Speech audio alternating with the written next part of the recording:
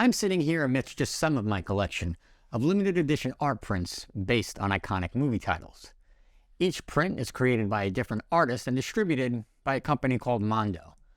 Mondo was a subsidiary of the Alamo Drafthouse movie theater franchise, and they came into their own when they were promoting a film festival that failed to sell enough tickets. In order to promote the event, a very special poster was commissioned for ticket holders, and interest immediately exploded.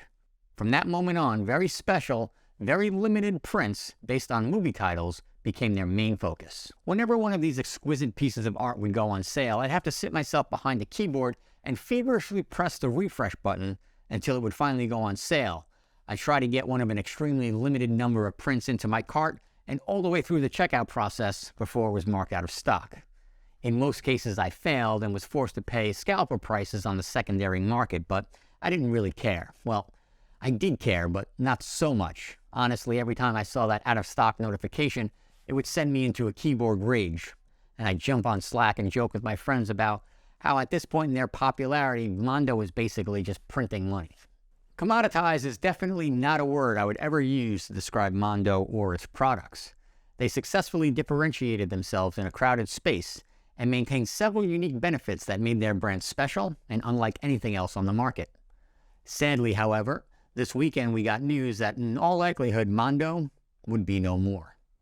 So if this brand was so highly differentiated and so successfully decommoditized, how did they fail? Well, the stench of commoditization of a completely different company was so vile that it was able to tank a once beloved and truly authentic brand. Enter the company, Funko. Funko began with similar roots to Mondo in 1998 in the home of then-owner Mike Becker, who was producing toys on a smaller scale with lesser known but easier to obtain licenses for characters such as Captain Crunch and Betty Boop. Mike ultimately sold the company in 2005. In 2010, Funko's new owners unveiled a new product line at the San Diego Comic-Con called the Funko Pop, and the product line caught on. In a quest for cash to fuel rapid expansion, the company was sold in 2013 and then later sold again in 2015 to its current owners.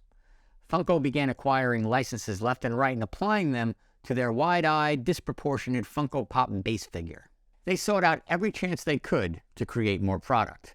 To me, it seemed like they were on a personal quest to create a Funko Pop figure of every single character of every single TV show and movie, no matter how minor the role.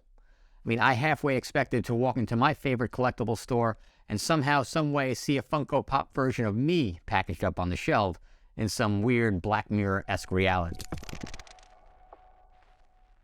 Then, just like the baseball card craze in the 1990s, it reached its tipping point. Like Topps, Upper Deck, Don Russ, and other collectible companies at that time, Funko also realized that it could just print its own cash by creating more product, deeming which ones were rare and which ones were limited, and basically dictate the entire market, which was previously left up to consumer demand.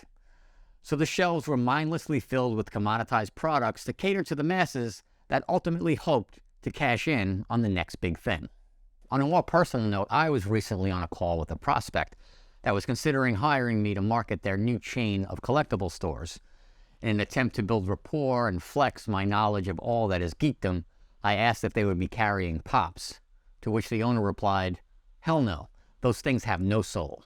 Did we just become best friends? Yep! Herd mentality followed, and not learning from previous crazes like Beanie Babies, comic book store owners were now dedicating close to 50% of their inventory to Funko Pops. During their massive growth spurt and spending spree, Funko decided that acquiring Mondo, along with his passionate fan base, would be a simple add-on to their existing portfolio of brands and licenses.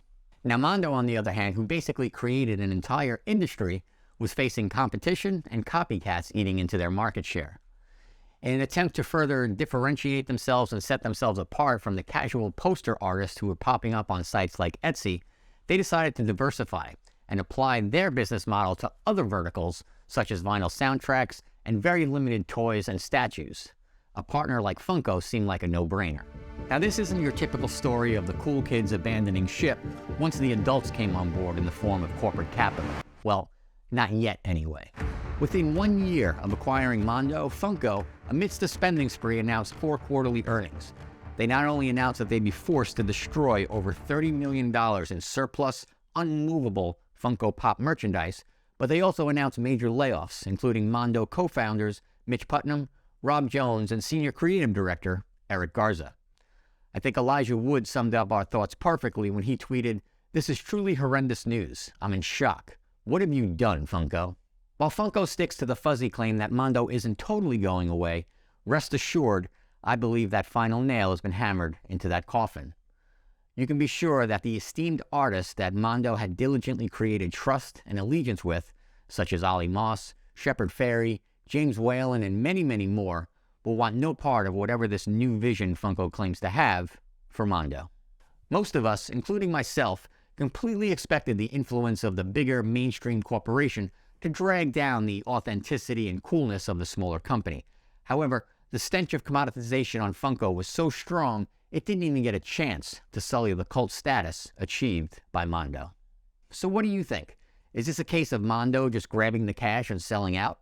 Or do you think they were actually grabbing onto a valid lifeline in a partner who at the time seemed to be a perfect fit in helping them further decommoditize their brand? Do you think Funko always just wanted Mondo's licenses and always planned on gutting the company? And can Mondo be saved? In my next video, I'll explain how I can and should be allowed to save Mondo for all of us. Until then, Mondo forever.